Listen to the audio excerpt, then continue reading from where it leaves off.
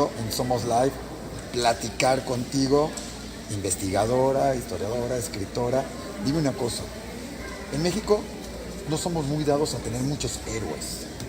Y cuando los tenemos, de repente como que los queremos olvidar y hay que estarlos recordando. Uno de ellos, platícanos, ¿quién crees que es uno de estos héroes? Bueno, Isaac, muchas gracias ante todo por recibirme en tu programa. Uno de estos héroes el que es Gilberto Bosque, a quien estoy hablando en la novela. Él, a mi modo de ver, bueno, la RAE, según la definición de la Real Academia Española, un héroe es aquella persona que abnegada por una causa, ¿verdad? Que se entrega a sí mismo por una causa. Y desde este punto de vista, Gilberto Bosque pues es un héroe. Dime una cosa, ¿qué causa buscaba? Sabemos, platícanos un poquito de Gilberto Bosques, habrá quien no lo conozca, hay quienes sí. Google hace un año les dedicó un doodle, ¿sí? Y un video a Gilberto Bosques. ¿Cuál es la importancia de Gilberto Bosques? Un mexicano ejemplar realmente, ¿no? Sí, Gilberto Bosques es una persona, es un personaje de nuestra historia poco conocido. Yo, de hecho, esa fue la inquietud que tuve cuando me decidí a escribir esta historia. Y yo creo que debe revalorarse, sobre todo en esta época en que estamos viendo pues políticos que quizá no llenan la talla que llenó Gilberto Bosques. Porque, ¿qué hizo Gilberto Bosques? Dinos un poquito qué hizo, porque sabemos que tiene, o sea, curiosamente creo que es el único mexicano que debe tener una calle en Viena, en Marsella y en el Senado de la República, donde adentro del Senado no hay calles y hay una calle, o sea.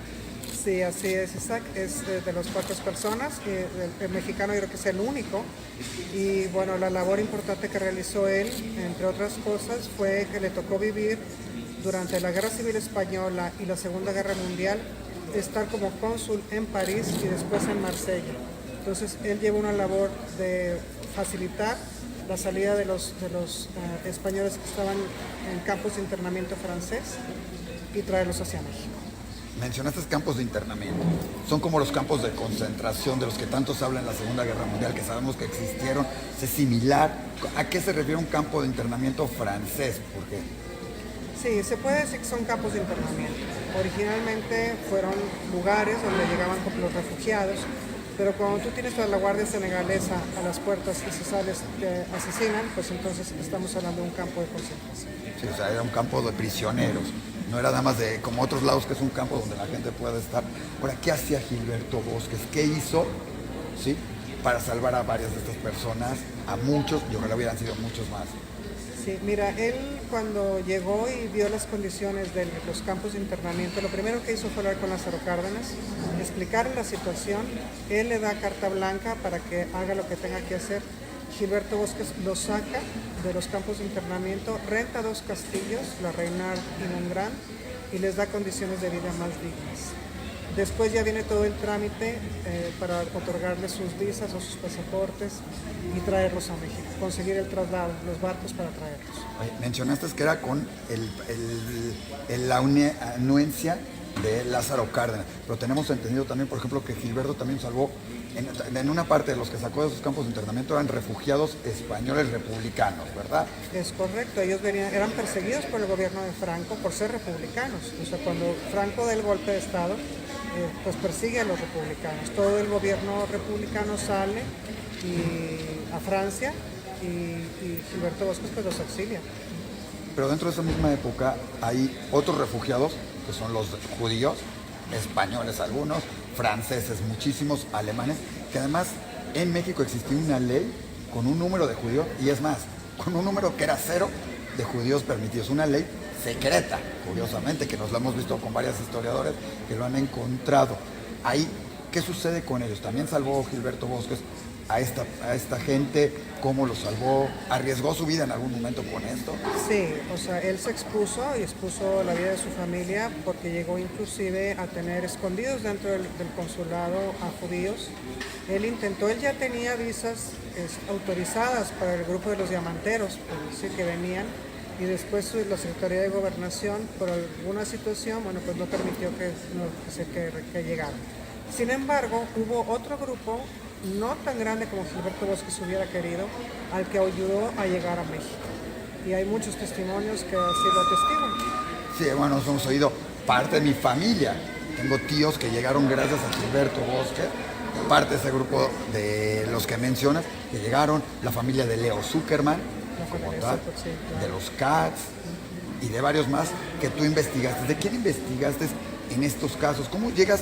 Porque tu libro, del que ahorita platicaremos, basa sobre hechos reales. Pero basarse en hechos reales quiere decir que investigaste.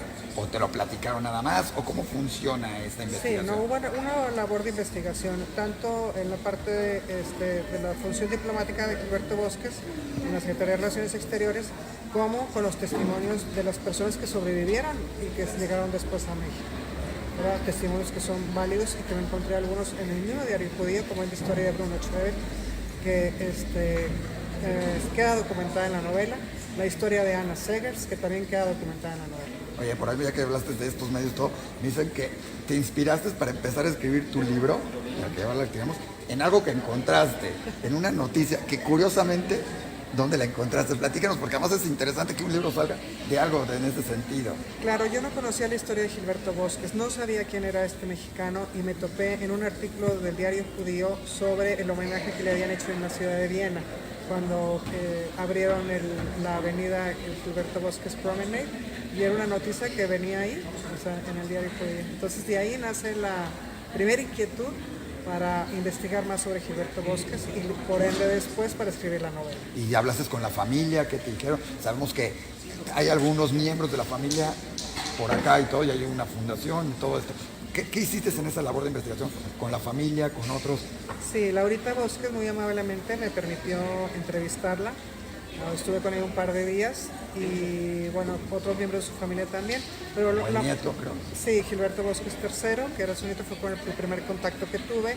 Heréndira, su hermana después, y que son básicamente con quienes he tenido el mayor contacto. Y de México, me dices que platicaste con algunos testimoniales. ¿Qué te platicaron? ¿Qué te dijeron de Gilberto Bosques? Porque esa es la parte interesante, no nada más lo que está escrito, porque lo escrito... Claro. Sí, me tocó, bueno, una de las fuentes importantes fue el documental de Lilian Lieberman, que es una... Piezas del Paraíso. Sí, una pieza de arte hermosa, o sea, con un contenido riquísimo. Hay un español, José Luis Morro, que le tocó venir a España y entrevistar a Gilberto Bosques también. Y es experto en la vida de Gilberto Bosques y es experto en el exilio español, entonces también con él me pude documentar. Dentro de esos descubrimientos, dentro de todo eso, ¿qué encontraste que no conocías? Bueno, aparte de la vida de Gilberto, todo, ¿qué te sorprendió? ¿Qué fue lo que más te sorprendió de todos estos hechos, de estos momentos interesantes?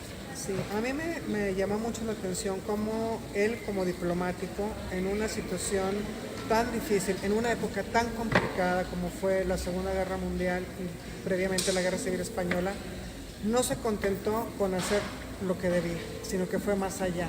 O sea, esa manera de exceder sus funciones, arriesgar su vida y arriesgar la vida de su familia, porque pues la Gestapo llegó a arrestarlos cuando México le declara la guerra a Alemania, es lo que más me impactó, lo que más me emocionó de su vida. ¿Y qué quisiste plasmar? Es tu libro, es más, aquí lo presentamos un poquito, aquellas horas que nos robaron, ahorita me dirás por qué aquellas horas que nos robaron, aunque queda creo que un poco claro para la gente que estuvo ahí, pero ¿qué quisiste plasmar de esto? ¿Es una novela? ¿Es un documental? ¿Es un escrito que hay que leer como libro de texto? ¿Cómo que es el libro? ¿Qué es? Aquellas horas que nos robaron. Es una novela de ficción, o sea, no es una biografía. Hay dos personajes que son ficticios, dos españoles, donde vierto todo lo que fue la experiencia de los testimonios de los sobrevivientes. Están los testimonios de Anna Segers, o sea, de la vida de Anna Segers, narrados por su hijo Pierre, y está el testimonio de Bruno Schroeder, que también viene en el enlace judío, o sea, en el diario judío, y bueno, que son testimonios reales. Entonces, que es una novela histórica, porque tiene su parte de ficción y su parte de... Todos los hechos son hechos reales. Digan, todos son hechos reales lo que vas contando. Y es una novela. Es una novela. Con varios personajes. ¿Qué personajes creas? ¿Qué tienen que ver? ¿Qué es lo que nos tenemos que fijar en el libro? Y dinos, ¿de dónde sale aquellas horas que nos robaron? Aquellas horas que nos robaron es una frase de uno de los personajes refiriéndose al tiempo que pasaron en los 3 o 4 años que estuvo internada en uno de los campos, ese tiempo que perdió. Entonces hace referencia a eso. Y Y bueno, dentro de los personajes que hay están Nina Giralt y Francesc Blanchard, que son los jóvenes catalanes.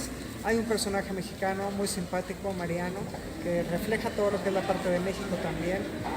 La voz principal para narrar a Gilberto Bosques es la voz de Laura, su hija.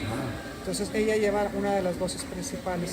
Toda la óptica está vista desde jóvenes, desde niños y jóvenes.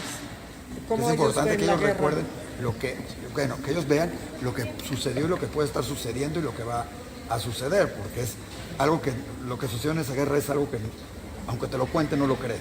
Efectivamente, fue tan duro, circunstancias tan dramáticas, con condiciones tan duras de sobrevivencia que yo una de las cosas que más sufrí al momento de estar investigando fue que de veras lloraba en las noches, lloraba por las noches, fue los testimonios, o sea, de las situaciones que tuvieron que pasar para poder sobrevivir.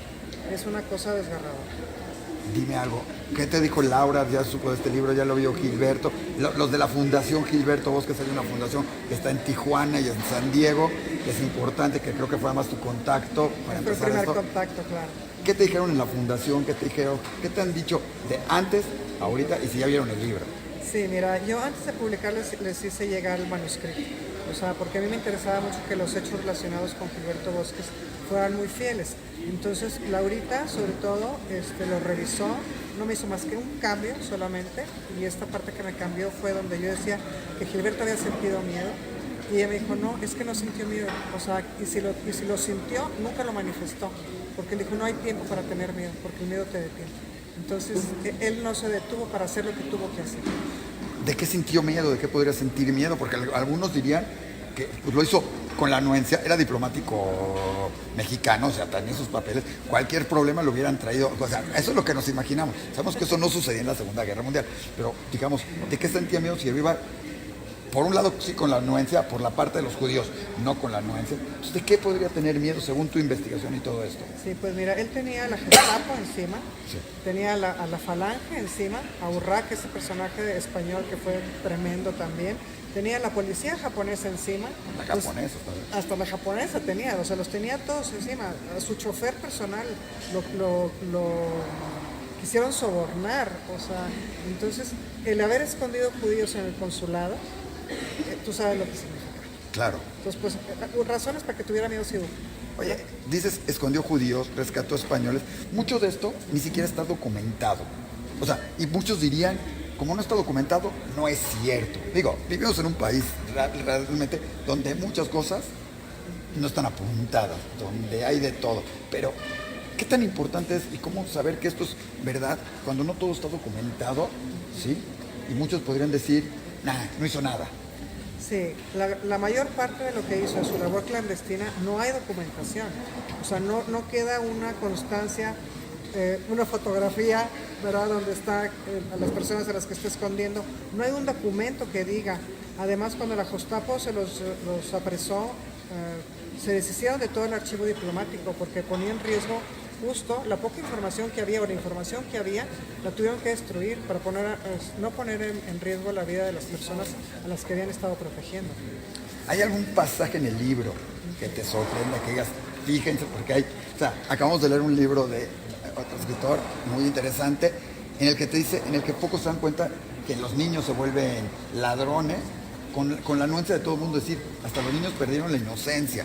¿Hay algo en el libro, a ese momento que digas, hijos, pónganle atención, fíjense, aquellas horas que nos robaron, ya nos dijeron del título, pero algo en el libro que digas, esa es mi frase, ese es mi momento, hijos, más interesante del libro? Sí, efectivamente lo que comentas, hay una escena donde están los dos niños catalanes, los dos españoles, que están huyendo de España por Francia y no tienen nada que comer. Y entonces el muchachito llega después con comida y ella le pregunta, ¿lo robaste? Y él no le responde. O sea, él no lo robó, él pidió caridad, pero le dio vergüenza decirle que había pedido caridad. Ese es uno de los momentos. Y otro es un capítulo que se llama El viejito de la capa verde, que muestra el grado de desesperación al que se puede llegar cuando se está viviendo en las condiciones en que vivieron en los campos de internamiento. Wow. Dime algo, estamos muy dados a pensar en un superhéroe, en los héroes. Hace rato lo platicamos. El héroe es un Superman, capa de acero, este cuate que llega y rescata a todos, Spider-Man que golpea a todos y acaba liberando. Pero hay muchos héroes ocultos, muchos héroes silenciosos. Gilberto Bosque es uno de ellos, por supuesto, sino que se lo digan a las familias que viven acá, si no es tu héroe. ¿Qué es ese héroe? ¿Qué es tuyo? ¿Qué deja? ¿Cómo tiene que ser ese héroe? Que ya nos dijiste al principio, pero Gilberto Bosque cumple, no es. ¿Cómo sería toda esa sensación? Sí, un héroe, a mi modo de ver, es esa persona que es capaz de darlo todo por aquello en lo que cree. O sea, que es capaz de incluso arriesgar su vida y de darla en algunos extremos, claro, por defender lo que cree. Y Gilberto Bosque en este caso creía en el ser humano, era un humanista. Para él, ante todo, eran los derechos de los seres humanos. Hay una primera frase en la novela, que es una frase de él, y que dice: a veces hay que salir de la legalidad para entrar en el derecho. ¿Cuál derecho? El derecho que tienen los hombres a la libertad. Oye, ya terminando todo esto, ¿por qué crees que de repente en México somos tan dados a no reconocer tanto estos héroes? O sea, en otros lados del mundo habría monumentos, habría calles, habría todo. Y aquí tenemos una calle Gilberto Bosque en el Senado, ¿no? Hay una calle, en otros lados, no, ¿por qué? De repente una plaza, de repente esto, pero no somos tan dados a reconocer a nuestros héroes. Y es más, hay gente que hasta busca, no sé si somos los mexicanos, que nos da no sé qué, que tratamos de que nuestros propios héroes a demeritarlos. Y no hablo nada más en este caso, hablo de futbolistas que puede estar haciendo una gran temporada en algún lado y todo el mundo le estamos buscando defectos, como tratando de decir, no puede ser que un mexicano lo esté haciendo. ¿Por qué crees? Tú que lo investigaste, que lo viste, ¿qué te dejó? Sí, bueno, a mí me deja, quizás si hay algo del ser mexicano de minimizar un poco a las personas que tienen grandes logros o que llegan a tener no sé, situaciones de realce, ¿verdad? Y que tendamos a minimizarlas. En el caso de Gilberto Bosques, bueno, a mí me deja esa conclusión de que es un hombre que debería estar inscrito en las páginas de nuestra historia, en los libros de texto, o sea, que los niños, los jóvenes, los universitarios y todo mexicano debe conocer la historia de Gilberto Bosques. Por lo menos ya hay un doodle de Google. Google ya lo... Doodle, o sea, ya hay un doodle. Viena, Marsella, Google, la empresa está grandotota que todo el mundo cae. Así es, ahora hizo nos un toca doodle, a los hizo mexicanos. Sí. Para esto. Entonces habría que hacer mucho más para reconocer a Gilberto y a otros héroes más. Y aquellas horas que nos robaron es un principio también dentro de esta continuidad para todo esto. Oye, yo espero que sí, confío que sí, Isaac.